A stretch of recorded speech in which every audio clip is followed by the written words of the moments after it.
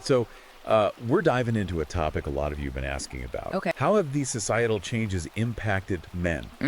Especially when it comes to relationships and marriage. Right. You know, a lot of you pointed us to this book, Yeah. Men Must Rise Again. Claiming masculinity in a world that wants to erase it. Yeah, reclaiming masculinity in a world that wants to erase it. So Yeah. let's unpack what's inside this thing. The title itself is just like, what? Right. You know? And then even looking at the table of contents, you've got these hot button topics, gender equality, wokeness. Yeah. The challenges that men are facing today Challenges men are facing today. is a lot. It feels like we're really in for a deep dive here. We are. This book is going to take us on a journey. Okay. Starting with the historical view of masculinity, and then it's going to drill down into some really specific areas like marriage, the workplace, even this thing that the author calls psychological warfare. Yeah, that psychological warfare thing. That really piqued my interest. Just seeing it in the table of contents, it sounds like he's really suggesting that there's some sort of systemic effort to undermine masculinity. Yeah, absolutely. And he starts off strong. Right out the gate, he's saying that this whole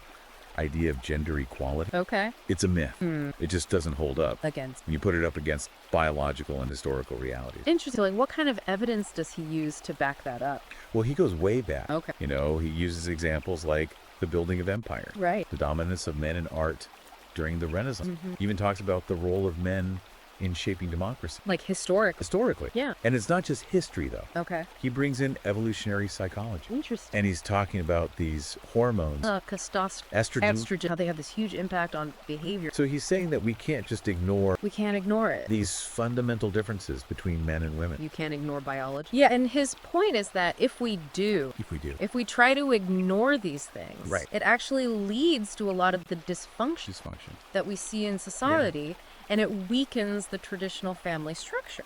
And that leads him right into this whole section Okay. called the tyranny of wokeness. Okay, so that This is where he really gets into this he's going after. ideology, and he's calling it an overreaching ideology. So, like, what's he saying about wokeness? Well, he says that, you know, while it aims for fairness, it's gone way too far. Oh, so he's not saying... He's not saying it's all bad. Okay. He's saying that it's just gone too far. Interesting. And it's created this situation where you've got censorship, you've got shame, and people are afraid to speak up. They're afraid to speak their minds, especially men if they disagree disagree with the prevailing narrative. with the narrative. And one of the areas he thinks this plays out the most Right. was in the media. Okay.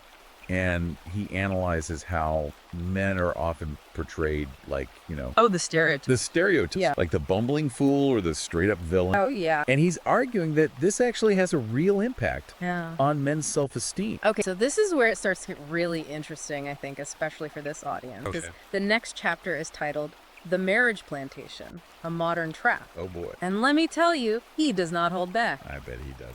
He really paints this stark picture of marriage as a system that's designed to disadvantage men. Wow.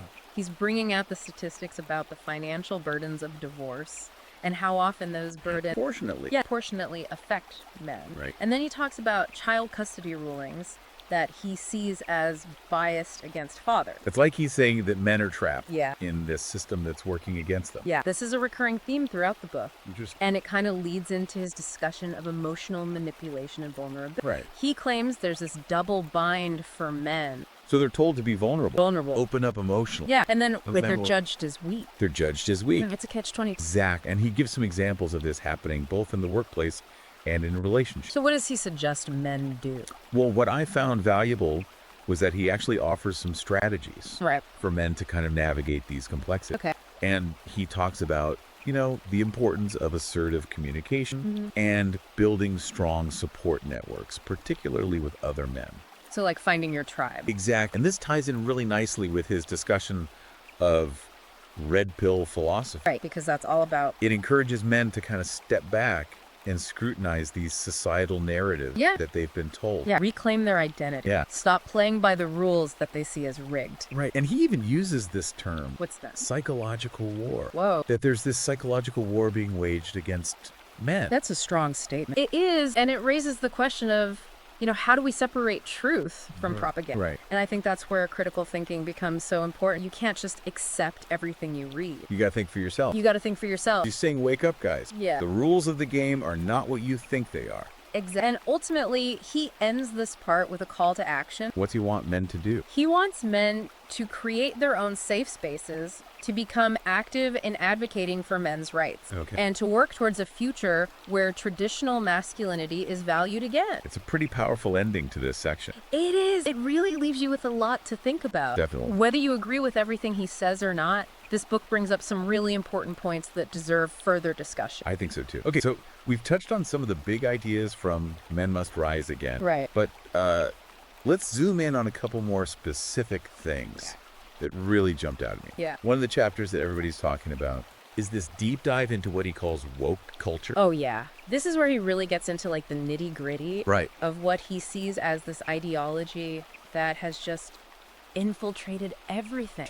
Academia, the media, even corporations. He even traces it back to the Frankfurt School. Yeah, it's fascinating. The whole history. It is. And he doesn't mince words. No, he doesn't. He's calling it a tyranny. A tyranny of wokeness. Tyranny that's created this whole culture of censorship. Right. Where people are just afraid to speak their minds. Especially if they disagree. Especially if they disagree. With the prevailing narrative. The narrative. Yeah. And what's really striking is how he links this woke ideology to the rise in anxiety and depression. Oh, wow. Particularly among young people. Interesting. And he argues that these woke narratives, they're so focused on victimhood, identity politics. And it can create this feeling of powerlessness. Yeah. Like you can't do anything about it. And he uses some pretty powerful examples, like the case of James Damore. Oh, yeah, the Google engineer. The Google engineer who was fired for questioning the company's diversity policy. That case really blew up. It blew up. In the media. Yeah, and it brings up some serious questions about free speech. Free speech. And you know how much dissent is tolerated. Even in these environments that are supposed to be progressive. Right. It's like there's this unspoken rule book. There is. And if you step outside the lines, you face the consequences. You're in trouble. And the author argues, he says, that this woke culture has basically weaponized shame. Especially against men. Interesting. And he uses the example of Kevin Hart being forced to step down from hosting the Oscars. Right, over those old tweets. Over some old tweets that were considered offensive. Yeah. And that whole situation, it really highlights the double standard that he keeps talking about. He's saying that women in similar situations don't always face the same level of scrutiny or backlash. And he's got examples from social media where it seems like men are constantly being called out, shamed for expressing opinions that challenge the status quo. It makes you wonder if there's this like underlying fear of male power or male expression. Like any assertion of masculinity is somehow perceived as a threat. And he ties all of this back to the really alarmingly high rates of male suicide. Oh, wow. And he's arguing that this culture of shame and silencing contributes to the problem. It's heavy stuff. It's heavy. And he even shares this really powerful story about a construction worker named John who lost his job during the pandemic and ended up taking his own life because he just felt like a complete failure. That's heartbreaking. It is. And it makes you realize how important it is to recognize those signs. The signs of depression. In men, and to make sure that they're getting support. Because so often they suffer in silence. And And he also talks about, the importance of community and connection for men. Absolutely. He talks about the benefits of, male support groups, things like sports. Things that foster that sense of belonging, shared experience. And I think a lot of men are really craving that. They are. In a world that tells them to go it alone. Yeah. Suppress your emotions.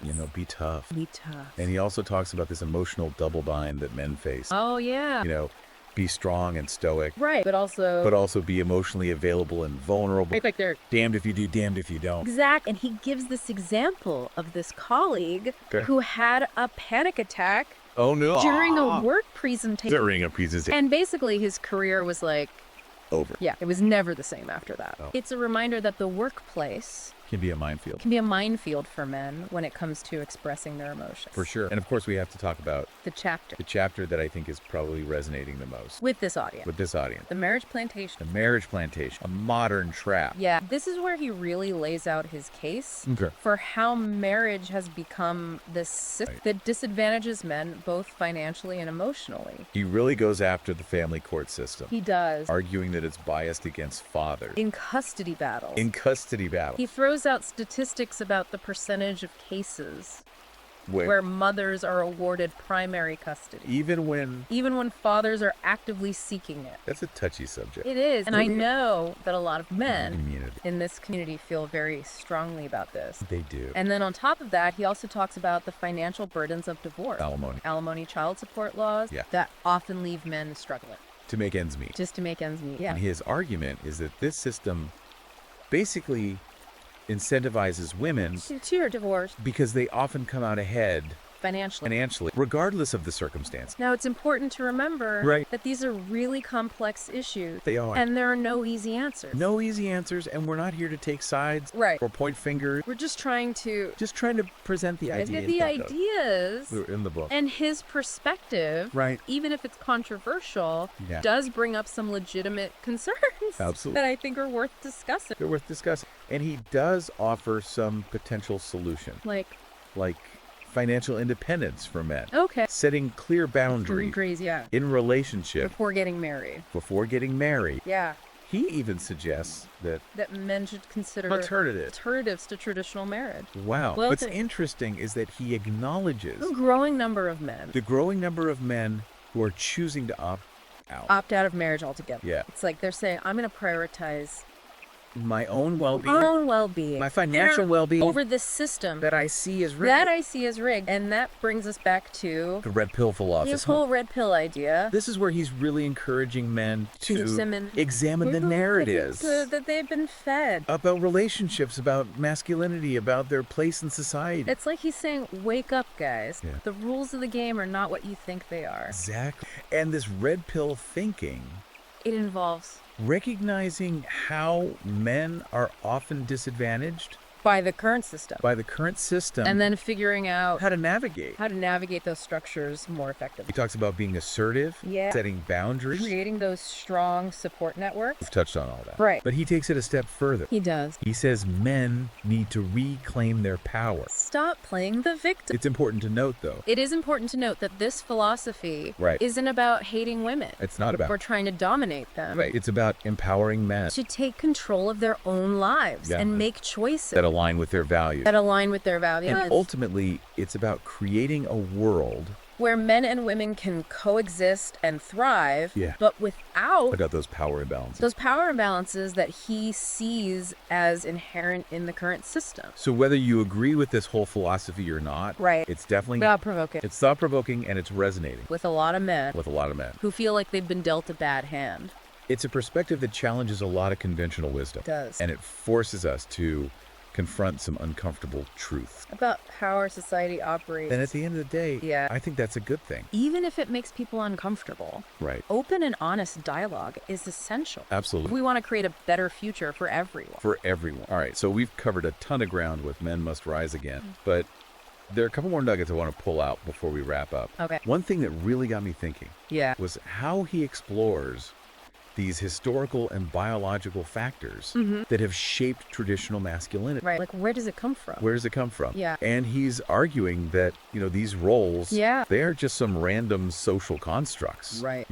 They're deeply rooted in our evolutionary history and even in our biology. It's like he's saying that this whole idea of being a protector and a provider. Right. It's not just some cultural expectation. Not just something we made up. Yeah, it's like wired into men's DNA. It's part of who they are. Yeah, and he takes us way back. Okay. To illustrate this point. So, what kind of examples does he use? Well, he talks about, ancient times when men's roles as hunters, warriors, and protectors were absolutely essential. For survival of their communities. Right. And he even connects this to, the development of leadership quality and risk-taking behavior. So he's saying that's where it comes from? Yeah, and he brings it all the way to the modern world. Okay. And he's saying that, even though specific tasks have changed, obviously. Right, we're not hunting woolly mammoths anymore. Right, but that underlying drive to protect and provide is still there. It's still part of what makes a man a man. Yeah, and then he shifts gears a little bit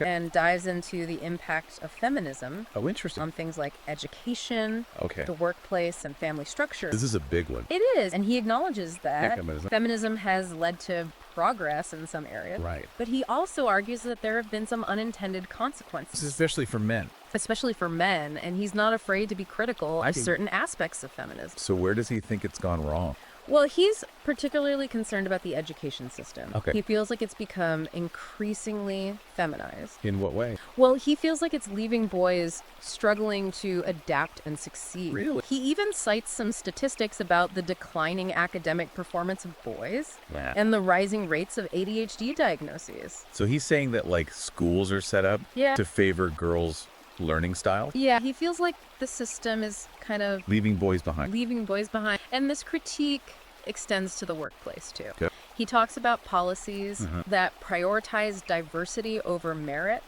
and how those policies often disadvantage men. Especially in fields that are traditionally dominated by women. And now, again, it's important to acknowledge that these are complex issues with a lot of different perspectives. Yeah. And the author is coming at it from a particular viewpoint. But it's still valuable To hear his take.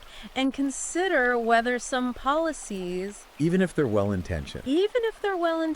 Right. might be creating new imbalances. New imbalance. Okay, and then of course we got to talk about his chapter on fatherhood. Oh, yeah. This is a big one. And this is super relevant for this audience. Absolutely. And he's arguing that fathers Are becoming increasingly marginalized in modern society. in modern society. So how's that happening? Well, he points to things like biased custody rulings. Okay, we've talked about that. We have, but also the lack of paternity leave Yeah. and the pressure on men to prioritize work over family. It's like society is sending these mixed messages Yeah. about the importance of fatherhood. On the one hand, we're saying fathers are important, Right. but on the other hand, we're not really supporting them. Exactly. And he makes this really compelling case for how crucial fathers are, not just for their children's well-being, Right. but for society as a whole. So, like, what are the benefits? Well, he argues that involved fathers contribute to stronger families, reduced crime rates, even greater economic stability. Just like a ripple effect Yeah, he even goes so far as to suggest that the decline of fatherhood is linked to. is linked to many of the social problems that we face today, like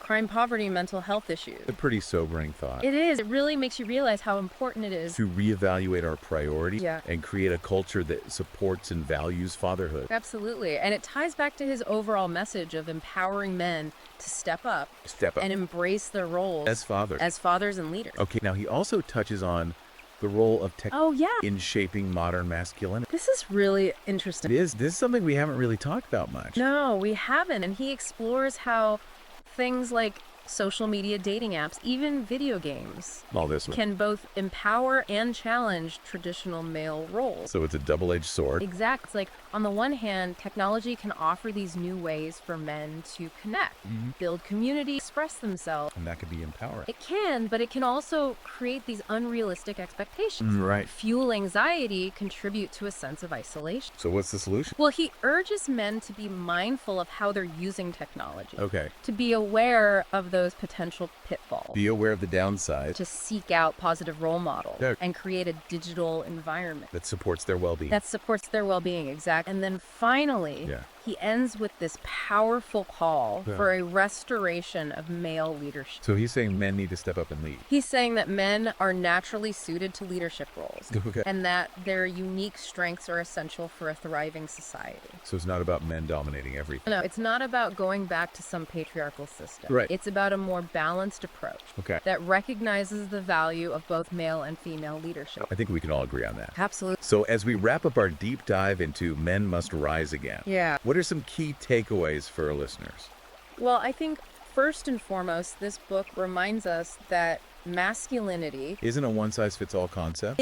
There's a whole spectrum of experiences and perspectives. Right. And it's important to acknowledge and celebrate that diversity. Absolutely. Yeah. It also highlights how important it is To have these open and honest about conversations the challenges men face. about the challenges men face in modern society. We need to move beyond these stereotypes. The simplistic narratives Yeah. and really engage in meaningful dialogue. I think that's key. And finally, It's a call to action. it is It's a reminder that men have a responsibility to themselves. to themselves, their families, their community. And it's a call to rise above the noise. Yeah. Reclaim their identity, Create a future, where masculinity is celebrated, not demonized. not demonized. It's been a journey exploring this book, Men Must Rise Again. I hope this deep dive is giving you some valuable insights Yeah.